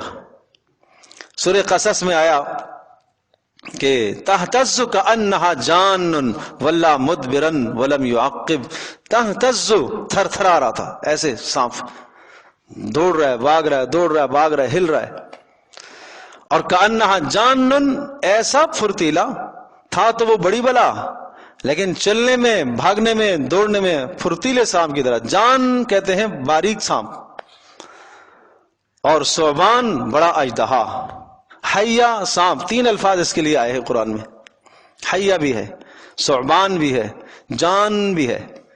تو جان کہتے ہیں باریک سانپ کو جو بہت تیز بھاگتا ہے، تو اس کی رفتار تو تیز چھوٹے سانپ کی طرح، اس لیے کہ جتنا بڑا موٹا ہوتا ہے تو ہل نہیں سکتا، بڑی مشکل سے چلتا ہے وہ، تو جسامت تو اس کی بہت بڑی لیکن رفتار اس کی بہت تیز۔ تو موسیٰ علیہ الصلوۃ والسلام بھاگے، وَلَّا مُدْبِرًا وَلَمْ يُعَقِّبْ، پیچھے مڑ کے بھی نہیں دیکھا۔ پھر اللہ پاک کی طرف سے حکم آیا، نہیں اس کو پکڑ۔ موسیٰ علیہ السلام آئے، پیچھے سے پکڑنے کی کوشش کی۔ فطرت ہے، آدمی انسان ہونے کے ناطے کسی شے سے ڈرتا ہے، تو یہ خوف کوئی نبوت کے منافی اور خلاف نہیں ہے۔ قال اقبل، اقبل، سامنے سے پکڑو، سامنے سے۔ تو سامنے سے پکڑا تو وہ دوبارہ لاٹھی بن گیا۔ اب یہ پہلی مشق کرائی گئی تھی موسیٰ علیہ السلام کو اس لاٹھی کے ساتھ۔ اب جب دوبارہ پھر فرعون کے سامنے یہ تم نے دکھانا ہے وہاں، اور یہ پہلے اس لیے کرایا گیا تاکہ بعد میں کسی قسم کا خوف طاری نہ ہو، تاکہ انسیت ہو جائے کہ یہ معاملہ ہوگا، سانپ بنے گا اور واپس اپنی حالت میں چلا جائے گا دوبارہ۔ تو موسیٰ علیہ السلام نے اپنے عصا کو جب ڈالا، فَإِذَا هِيَ ثُعْبَانٌ مُبِينٌ، تو وہ بڑا اژدہا بن گیا۔ اور فرعون نے جب اس اژدہے کو دیکھا تو وہ اس پر دہشت، ایسا خوف طاری ہوا کہ بعض مفسرین نے لکھا کہ اس کا پیشاب خطا ہو گیا۔ جو کل تک اپنے آپ کو رب کہتا تھا، ربوبیت ساری ختم ہو گئی، ڈھیر ہو گئی اس کی۔ وَنَزَعَ يَدَهُ، اور دوسرا معجزہ، وَنَزَعَ، اور کھینچا اپنے ہاتھ کو، فَإِذَا هِيَ بَيْضَاءُ لِلنَّاظِرِينَ، تو یہ چمکنے لگا دیکھنے والوں کے لیے۔ نَزَعَ يَدَهُ وَأَدْخِلْ يَدَكَ فِي جَيْبِكَ تَخْرُجْ بَيْضَاءَ، ایک جگہ پر سورۃ طٰہٰ کے اندر یہ ہے کہ اپنے ہاتھ کو گریبان میں ڈال، اور یہاں ہے نزع یدہ، اپنے ہاتھ کو کھینچا۔ تو دو کام تھے، کبھی ہاتھ کو گریبان میں ڈالتے تھے اور کبھی جو ہے بغل کے نیچے دباتے تھے، تو دونوں صورتوں میں یہ ہاتھ چمکنے لگتا تھا۔ اور اس کی چمک کیسی ہوتی تھی؟ للناظرین، یہ چمکنے لگا دیکھنے والوں کے لیے۔ یہ لفظ اس بات کی طرف اشارہ کر رہا ہے کہ اس کے چمکنے سے آس پاس کا سارا ماحول روشن ہو جاتا تھا۔ ایسی معمولی چمک نہیں تھی، بلکہ دور دور تک اس کی روشنی جاتی تھی اور سارا ماحول چمکنے لگتا۔ تو یہ دو نشانیاں موسیٰ علیہ السلام نے دکھائی، اور چونکہ وہ زمانہ تھا جس میں جادو کا بڑا زور تھا اور عروج تھا جادو کا، تو یہ معجزات بھی اللہ پاک نے موسیٰ علیہ السلام کو اسی قسم کے دیے۔ یہاں آگے مضمون آ رہا ہے، جادو اور معجزے کا فرق بتاتا ہوں۔ قال الملأ من قوم فرعون ان هذا لساحر علیم۔ قال الملأ، کہا سرداروں نے، سردار سے مراد اراکین سلطنت، وزراء۔ یہاں یہ لفظ ہے قال الملأ من قوم فرعون، فرعون کے وزراء نے کہا ان هذا لساحر علیم، یہ بڑا جادوگر ہے۔ اور دوسرے مقام پر ہے قال فرعون ان هذا، فرعون نے کہا کہ یہ بڑا جادوگر ہے۔ تو کوئی بات نہیں، کوئی تعارض آپس میں نہیں ہے، یہ باہمی گفتگو چل رہی تھی، مشاورت۔ ہوتا یہ ہے کہ جو باطل پرست شخص ہوتا ہے اور باطل قوموں کا جو سردار اور جو ان کا سیاسی لیڈر ہوتا ہے، وہ پہلے ایک سوچ قوم کے سامنے رکھتا ہے، کر تو رہا ہوتا ہے وہ مشاورت۔ یہ بات بڑی اہم ہے، سمجھنے کی ہے۔ وہ کر رہا ہوتا ہے کیا؟ مشاورت۔ اصل مشاورت نہیں ہوتی، قوم کو اعتماد میں لینا ہوتا ہے، قوم کو اعتماد میں۔ ایک بات پھینکتا ہے، اس کی وہ اپنے ذہن کی اختراع ہوتی ہے، اور وہ چاہتا ہے کہ اسی پر جو میں نے کہا اسی پر ساری کی ساری قوم متفق ہو جائے۔ تو فرعون نے ایک بات ڈالی کہ ان ھذا لساحر علیم، یہ تو بڑا جادوگر ہے، اب تمہاری کیا رائے ہے، کیا کرنا چاہیے ہمیں؟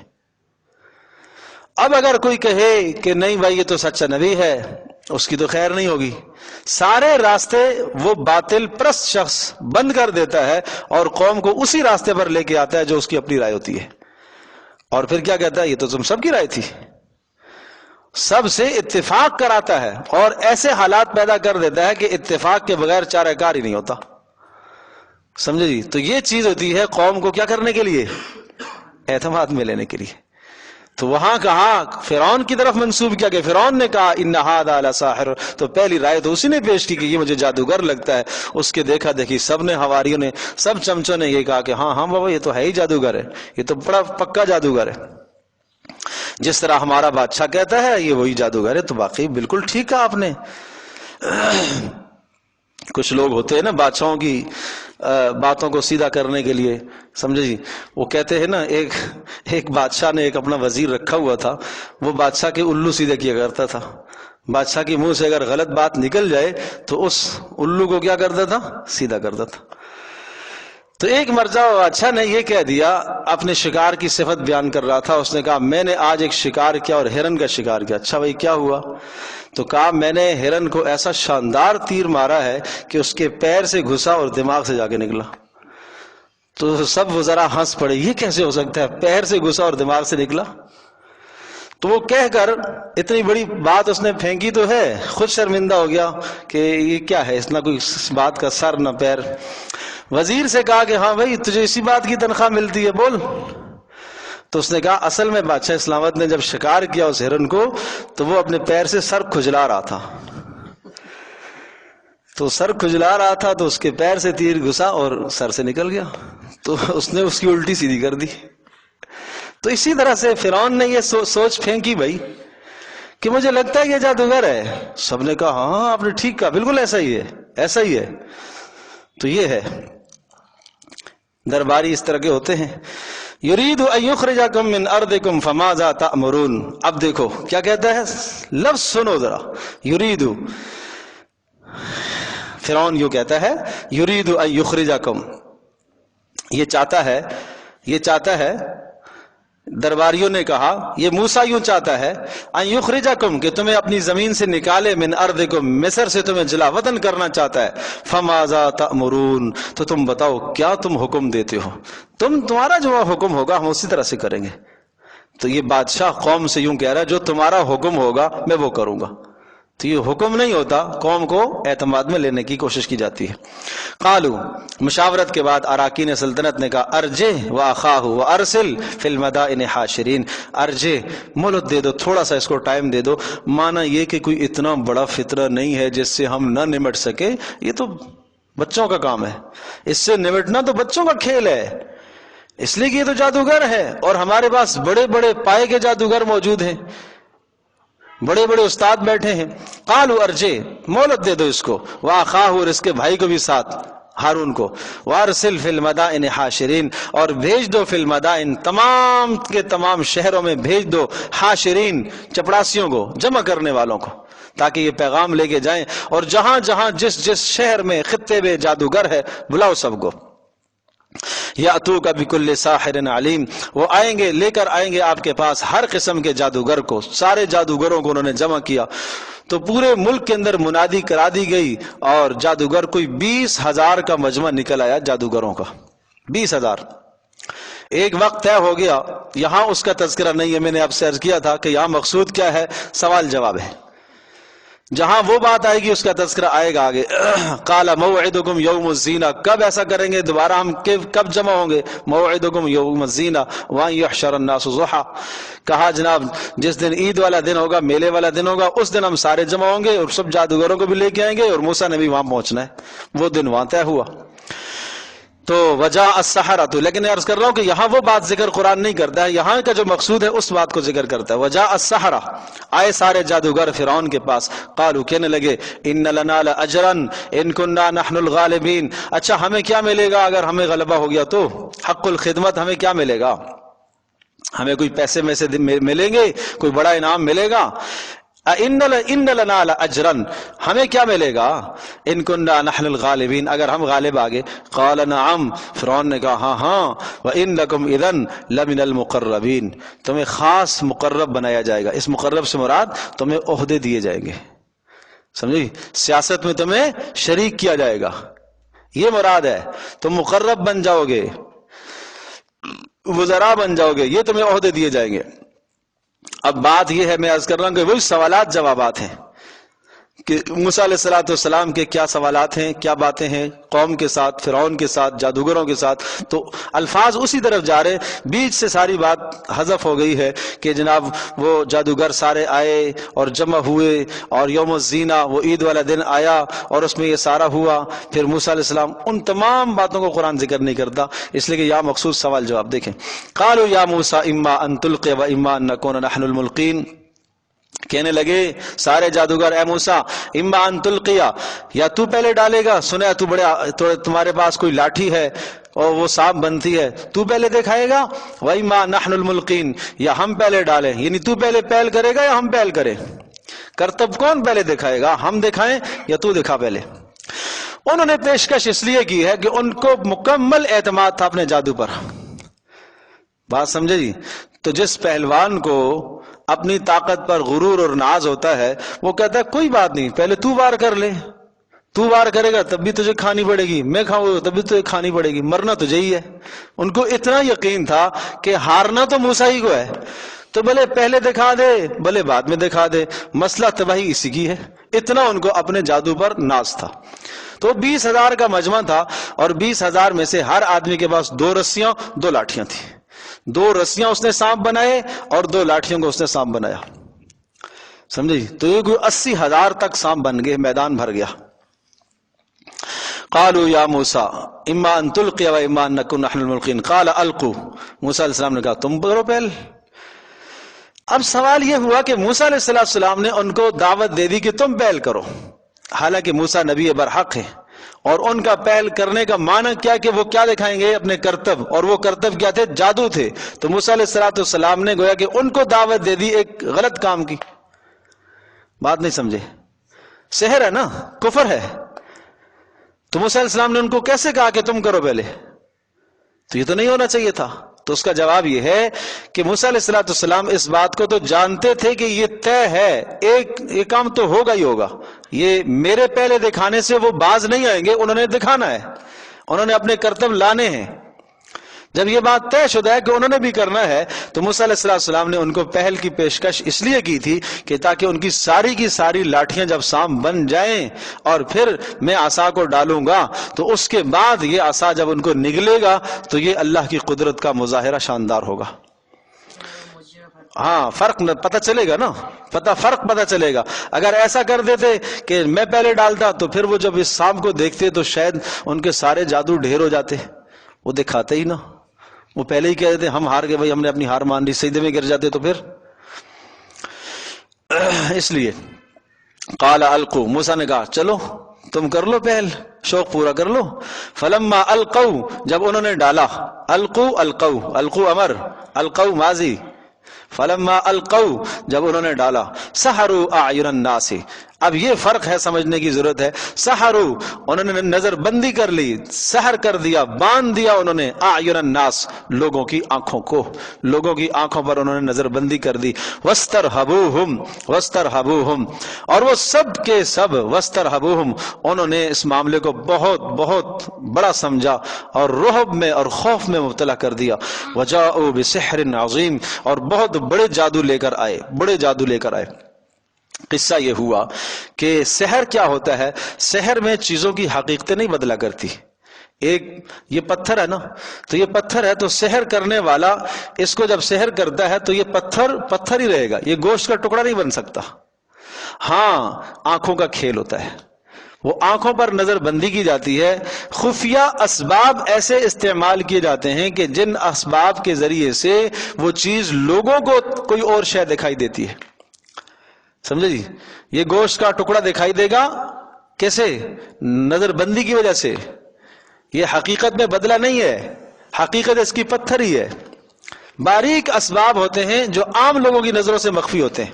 میں اس کی مثال عرض کرتا ہوں۔ ایک آدمی موبائل لے کے بات کر رہا ہے، کہاں بات ہو رہی ہے؟ باہر ملک سے فون آیا ہوا، بات کر رہا ہے۔ مجھے آپ یہ بتائیے، 200 سال کا پرانا آدمی اگر اٹھ کے زندہ ہو کے آ جائے، وہ اس کو دیکھے گا یہ یہاں بیٹھے ہوا بات کر رہا ہے، تو وہ یہی سمجھے گا یا تو اس نے کوئی جادو کیا ہوا ہے، یہ یہاں بیٹھا ہوا دوسرے ملک میں آدمی سے کیسے باتیں کر رہا ہے؟ اس کے پاس یہ کوئی چیز ہے اور ہاتھ میں پکڑی ہے اور یہ باتیں کر رہے ہیں، اس کی باتوں کے جواب بھی آ رہے ہیں اور یہ بات تو وہ کیا سمجھے گا؟ کوئی چیز تو ہے نا اس کے پاس. وہ سبب جو استعمال ہوا ہے، جس سبب سے بات آ رہی ہے جا رہی ہے، وہ سبب وہ آدمی نہیں جانتا. آج کا سارا معاشرہ اس سبب کو جانتا ہے کہ یہ کیا سبب ہے. کوئی آدمی کسی آدمی کے لیے کوئی اجنبی شے نہیں ہے. بات کرنا فون پر کسی آدمی کے لیے کوئی اجنبی چیز نہیں ہے، اس لیے کہ سارے لوگ اس کو جانتے ہیں. اسی طرح سے وہاں پر بھی صورتحال یہ تھی کہ عام لوگ ان اسباب کو نہیں جانتے تھے. عام لوگوں سے وہ اسباب مخفی تھے. جادوگر جانتے ہیں کہ میں نے کیا کیا ہے، اسے پتا تھا کہ میں نے لوگوں کی آنکھوں پر پٹی ڈالی ہوئی ہے، حقیقت یہ نہیں ہے. اور موسیٰ علیہ السلام بھی جان رہے ہیں کہ انہوں نے لوگوں کی آنکھوں پر پٹی ڈالی ہے. اور سورۃ طٰہٰ کے اندر یوں بیان کیا کہ یخیل الیہ من سحرہم انہا تسعی. یخیل، یہ لفظ بتا رہا ہے، خیال یوں آ رہا تھا ان کے جادو سے، انہا تسعی، کہ وہ رسیاں دوڑ رہی ہیں ساری. حالانکہ تسعی نہیں تھی، دوڑ نہیں رہی تھی. یخیل، خیال یوں آ رہا تھا. اور موسیٰ علیہ السلام کے اژدہے کے متعلق کیا کہا؟ فَإِذَا هِيَ حَيَّةٌ تَسْعَىٰ. وہ حقیقت میں دوڑ رہا تھا، وہ حقیقت میں گوشت اور پوست کا بنا ہوا وہ دوڑ رہا تھا، وہ لکڑی نہیں تھی، وہ حقیقت میں سانپ تھا. تو معجزے میں حقائق بدل جایا کرتے تھے، معجزے میں حقیقتیں بدلتی ہیں، اور سحر میں صرف نظر بندی ہوتی ہے، اس میں حقیقت نہیں بدلتی چیز کی.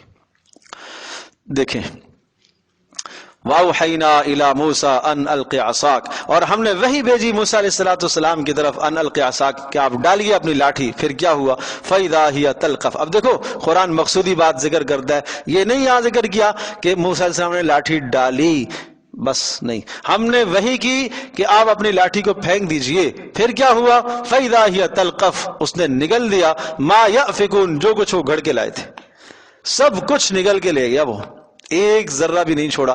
اب پہلی مرتبہ تو خوف طاری ہوا ہی تھا فرعون پر، اب دوبارہ تو ایسا خوف طاری ہو گیا کہ اب موسیٰ کا نام ہی اس کی زبان سے نکل گیا، موسیٰ کا نام ہی بھول گیا. سمجھے جی؟ نام ہی بھول گیا. دہشت کے مارے جب انسان پر کوئی دہشت طاری ہوتی ہے تو آدمی کو چیزیں بھول جاتی ہیں، نسیان طاری ہو جاتا ہے. اتنا نسیان ہو گیا، ایسا ذہول ہو گیا کہ موسیٰ ہارون کا نام ہی بھول گیا. وہ آگے آ رہا ہے، دیکھو، فوقع الحق، اب حق ظاہر ہوا، وبطل ما كانوا يعملون، اور وبطل، اور باطل ہو گیا، ناکارہ ہو گیا، ما كانوا يعملون، جو کچھ وہ انہوں نے کیا تھا جادوگروں نے. فغلبوا هنالك وانقلبوا صاغرین. فغلبوا، ہار گئے، شکست پا گئے، ہنالک، وہاں پر سارے کے سارے شکست پا گئے فرعون اور اس کے تمام وزراء. وانقلبوا، واپس پلٹے، صاغرین، ذلیل ہو کر. وَأُلْقِيَ السَّحَرَةُ سَاجِدِينَ، اور جادوگروں نے جب یہ منظر دیکھا، معجزہ دیکھا، تو ان کو تو سمجھ میں آ گیا کہ ہم کتنے پانی میں. جو آدمی ماہر ہوتا ہے اپنے فن کے اندر، اسے معلوم ہوتا ہے کہ یہ میرے فن کی انتہا کہاں تک ہے، اس کے بعد یہ جو چیز ہے یہ میرے فن سے بالا تر ہے. تو موسیٰ علیہ السلام کے معجزے کو انہوں نے سمجھ لیا. وَأُلْقِيَ السَّحَرَةُ سَاجِدِينَ، سارے کے سارے جادوگر سجدے میں گر گئے. قَالُوا آمَنَّا بِرَبِّ الْعَالَمِينَ، کہنے لگے زبان سے ہم ایمان لائے. تو دونوں طرح سے اقرار بھی ہے، عمل بھی ہے. پہلے عمل دکھایا، اُلْقِيَ السَّحَرَةُ سَاجِدِينَ، سجدے میں گر گئے، عمل آیا. قالوا، کہنے لگے آمنا برب العالمین، رب العالمین پر ہم ایمان لائے. لیکن آگے تصریح کی ضرورت تھی. فرعون کہتا تھا میں رب العالمین ہوں، کہا نہیں، رب موسیٰ و ہارون، موسیٰ اور ہارون کا جو رب ہے اس پر میں ہم ایمان لے آئے ہیں. سوال یہ ہے کہ ایک لمحے میں ایمان کی حرارت ایسی اندر آگ اٹھی، ایک دم سے ایمان کی حرارت پیدا ہو گئی، یہ کیسے؟ تو اس کا جواب یہ ہے کہ ہوتا یہ ہے کہ جب کوئی آدمی بہت بڑی قربانی دیا کرتا ہے، بڑے کفر سے اس کا مقابلہ ہوتا ہے، اللہ کی مدد ساتھ ہوتی ہے اس وقت. تو اللہ پاک نے فوری ان کے دلوں کے اندر اپنی معرفت مکمل ڈال دی. آنن فانن اولیاء اللہ بن گئے، وہ آنن فانن اللہ کے ولی بن گئے. کوئی ابھی نماز نہیں پڑھی، کسی حکم کو انہوں نے بجا نہیں لایا. تو پتہ چلا کہ انسان اقرار سے ہی اور دل کی تصدیق سے بھی بسا اوقات انسان کا ایمان اعلیٰ درجوں پر پہنچ جایا کرتا ہے. یہی وجہ ہے کہ ایک آدمی اگر توبہ اور تائب ہوتا ہے، دل میں توبہ کر لیتا ہے، اس نے ہاتھ نہیں اٹھائے، اس نے سجدہ نہیں کیا، اس نے نماز توبہ نہیں پڑھی، لیکن سچی توبہ ایسی کرتا ہے، آنن فانن اللہ کا مقرب بن جاتا ہے. یہ سمجھنے کی. قال فرعون، جب فرعون نے یہ منظر دیکھا ہو گیا خجل، شرمندہ، کہنے لگا آمنتم بھی قبل ان آذن لکم، تم ایمان لے آئے ہو اس پر میری اجازت کے بغیر، قبل ان آذن لکم، پہلے اس کے کہ میں تمہیں اجازت دوں۔ یہ ہوتا ہے طریقہ سرکشوں کا، باغیوں کا، جب وہ دیکھتے ہیں اپنے آپ کو تباہ ہوتا ہوا، اپنے آپ کو ہارتا ہوا، منہ کی کھاتی ہوئی دیکھتے ہیں تو الزام دوسری طرح لے آتے ہیں اور دوسرا ایک مکر پیش کرتے ہیں، ایک فریب اور دھوکہ پیش کرتے ہیں۔ کہنے لگا ان ھذا لمکر مکرتموہ فی المدینہ، یہ تمہارا اور موسیٰ کا ملا جلا خفیہ منصوبہ ہے، ملی بھگت ہے تمہاری، کوئی معجزہ نہیں ہے اس کا، وہ بھی جادوگر تم بھی جادوگر، وہ تمہارا استاد۔ ان ھذا لمکر مکرتموہ، یہ ایک منصوبہ کیا ہے تم لوگوں نے، مل ملا کر منصوبہ کیا ہے، اور موسیٰ کے ساتھ تمہاری گٹھ جوڑ ہوئی ہے، خفیہ ملاقاتیں ہوئی ہیں تمہاری فی المدینہ، شہر کے اندر، لتخرجوا، اور غلبہ تمہارا مقصد کیا ہے تمہارا اور موسیٰ کا، لتخرجوا، تاکہ تم نکالو، منہا، یہاں اس بستی سے، اہلہا، یہاں کے رہنے والوں کو، مصر تم فتح کرنا چاہتے ہو۔ اب دیکھو میں کیا کرتا ہوں تمہارے ساتھ، کہتے ہیں تنگ آمد بجنگ آمد، جب آدمی تنگ آتا ہے تو لڑائی بھی اترتا ہے، سمجھے جی؟ جب آدمی زبان کے دلائل سے عاجز آتا ہے تو پھر ہاتھ حرکت میں آتے ہیں بھائی، پھر لاتیں بھی حرکت میں آتی ہیں، زبان کے دلائل سے عاجز آ گیا۔ فسوف تعلمون، اب دیکھو تمہارے ساتھ میں کیا کرتا ہوں، کیا کروں گا بھائی، لأقطعن ایدیکم، میں کاٹ دوں گا تمہارے ہاتھوں کو، ٹکڑے ٹکڑے کر دوں گا، لأقطعن تاکید کے ساتھ آیا، ضرور کاٹوں گا تمہارے ہاتھوں کو، وارجلکم، اور تمہارے پاؤں کو، من خلاف، خلاف سے، سیدھا ہاتھ الٹا پاؤں کاٹوں گا، پھر ثم لأصلبنکم، یہاں پر بس نہیں ہے، دل ٹھنڈا نہیں ہوگا اس کا، لأصلبنکم اجمعین، تمہیں سولی پر لٹکاؤں گا تاکہ آئندہ کسی کو جرت نہ ہو، عبرتناک سزا دوں گا۔ یہی وتیرہ رہا ہے ہمیشہ سے بادشاہوں کا کہ اپنے خلاف کسی کی بات کو برداشت نہیں کیا کرتے، اور جو اپنا مجرم ہوتا ہے اس کی یہ سزا ہے، ہاتھ پاؤں بھی کٹے گا، سولی پہ بھی لٹکے گا، لیکن اگر کسی نے دوسرے کا مال لوٹا ہو، کسی نے دوسرے کی جان تباہ کی ہو، اس پر مطالبہ ہو کہ اسلامی قانون نافذ ہونا چاہیے، نہیں، یہ تو ظلم ہے، یہ تو زیادتی ہے، یہ کیسے ہو سکتا ہے؟ وہاں اپیل، بادشاہ اپیل کرے گا جی، بادشاہ کی اپیل سے درگزر ہو جائے گی، یہ تو ظلمی ہے۔ تو اپنے خلاف ہونے والی بات کو بڑا جرم سمجھتا ہے۔ قالوا انا الی ربنا منقلبون، سبحان اللہ سبحان اللہ، ان کے ایمان کو سلام کہنے لگے سارے جادوگر مل کر، اب تو جادوگر نہ رہے، سب توبہ طائب ہو گئے، انا الی ربنا، ہم اپنے پروردگار کی طرف منقلبون، پلٹنے والے ہیں، کوئی پرواہ نہیں ہے، تو جو مرضی ہے کر۔ سورہ طٰہٰ میں فقض ما انت قاض انما تقضی هذه الحیات الدنیا، جو تو کرنا چاہتا ہے کر لے، تو نے کیا کرنا ہے، صرف دنیا میں ہی ہمارے تکلیف دے گا۔ وما تنقم منا، اور تو ہم سے غصے اس لیے ہو رہا ہے، صرف ہمارا یہ جرم، ان آمنا بآیات ربنا، ہم اپنے پروردگار کی نشانیوں پر ایمان لائے، لما جاءتنا، جب آ چکی، موسیٰ نے 2 معجزات دکھائے اور ہم اس پر ایمان لائے، صرف اس لیے غصہ ہے۔ یہی وتیرہ ہوتا ہے ہمیشہ سے بادشاہوں کا، باطل والوں کا وتیرہ ہوتا ہے کہ حق بات ان کو قبول نہیں ہوتی۔ اچھا، موسیٰ علیہ السلام کے اوپر ایمان لانے والے یہ سب کے سب مسلمان ہو گئے، اور میدان بھر گیا موسیٰ علیہ السلام کے حمایتیوں کا، وہ سب جو تماشائی تھے وہ یہ منظر دیکھ کے وہ بھی مسلمان ہونے لگے، فرعون کا لاؤ لشکر سارا تباہ ہونے لگا۔ ربنا، انہوں نے کہا، افرغ علینا صبرا وتوفنا مسلمین، اے ہمارے پروردگار ہمارے پر صبر ڈال دے اور ہمیں اسلام پر موت دے، ہمارا خاتمہ اسلام پر ہو جائے۔ یہ بڑے خطرے کی بات ہوتی ہے کہ جب مصائب آئے تو کہیں ایسا نہ ہو ہماری زبان سے کوئی ایسا کلمہ نکل جائے جو اللہ کی ناراضگی کا ہو، اس لیے اللہ ہمارا خاتمہ ایمان پر اور اسلام پر کرنا۔ یہ چند لمحوں کا ایمان تھا ان جادوگروں کا، بات سمجھے جی؟ بہرحال پیچھے پڑ گیا انہی کے فرعون۔ تو اب میں نے پہلے عرض کیا کہ فرعون کو موسیٰ علیہ السلام اور ہارون علیہ السلام کا تو نام ہی بھول گیا، دشمن انہی کو سمجھتا تھا، اصل دشمن تو وہی سمجھ رہا تھا۔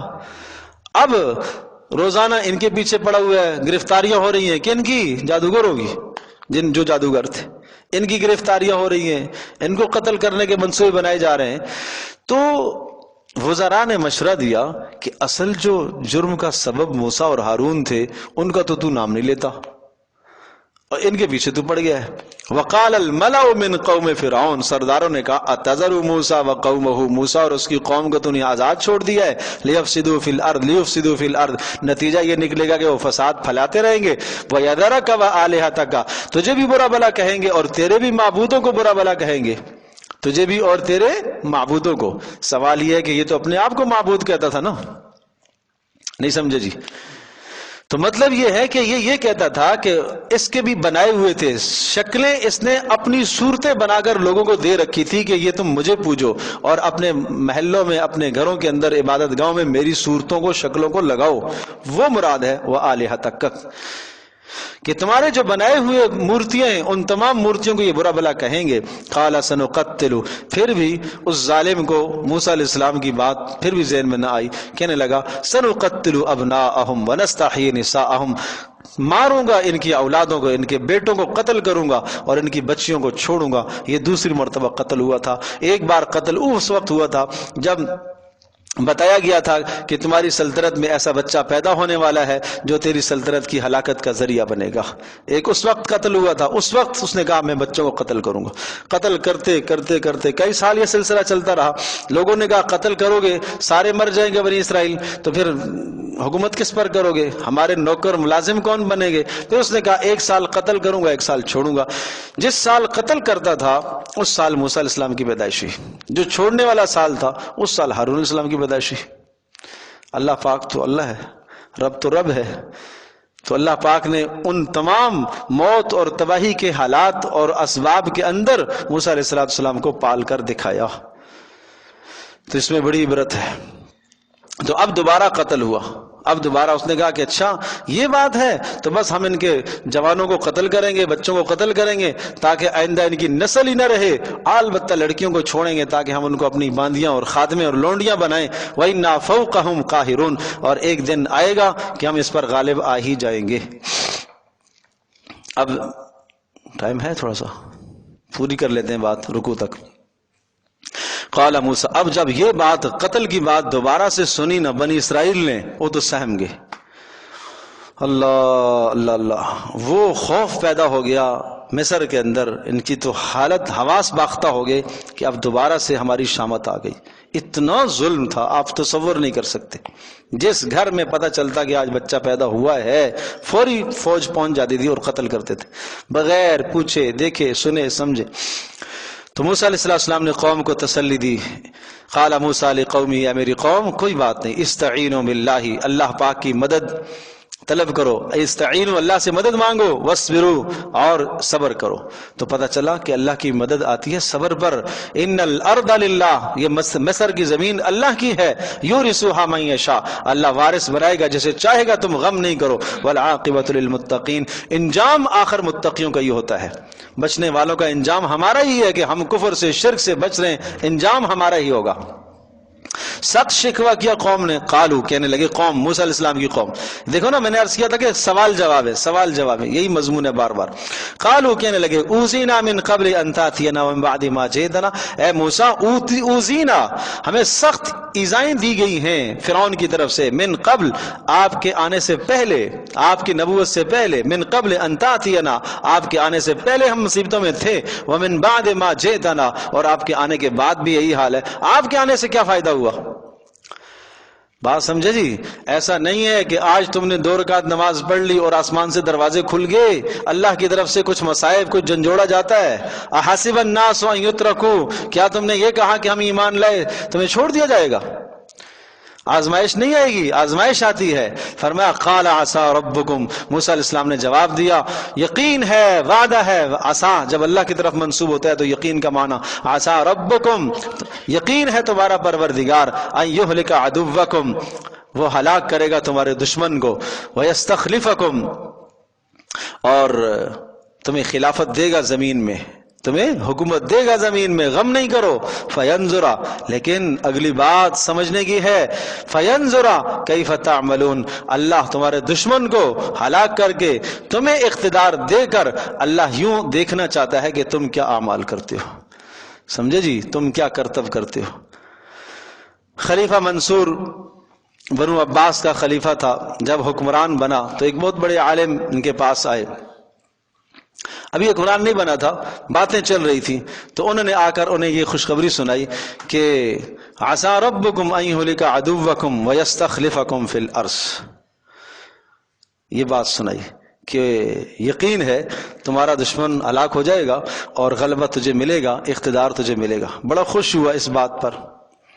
پھر چند سالوں کے بعد جب اسے اقتدار مل گیا تو پھر وہ عالم اس کی مجلس میں آئے اور ان کے سامنے اس نے یہ آیت پڑھی کہ آپ نے مجھے نوید سنائی تھی، خوشخبری سنائی تھی، آپ کو یاد ہے فلاں فلاں موقع پر؟ تو وہ پوری ہو گئی. عسیٰ ربکم ان یہلک عدوکم بھی ہو گیا، ویستخلفکم ہو گیا، استخلاف مجھے مل گیا. تو پھر انہوں نے ارشاد فرمایا فینظر کیف تعملون باقی ہے. نہیں سمجھے؟ فینظر کیف تعملون باقی ہے کہ ٹھیک ہے تمہیں اقتدار مل گیا، لیکن ابھی اللہ پاک کی طرف سے تمہارے لیے آزمائش ہے کہ تم کیا کر رہے ہو. تم ظلم کر رہے ہو، عدل کر رہے ہو، انصاف کر رہے ہو، اور تم اقتدار کو کیسے لے کے چلتے ہو، یہ بات ابھی باقی ہے. وآخر دعوانا الحمد للہ رب العالمین.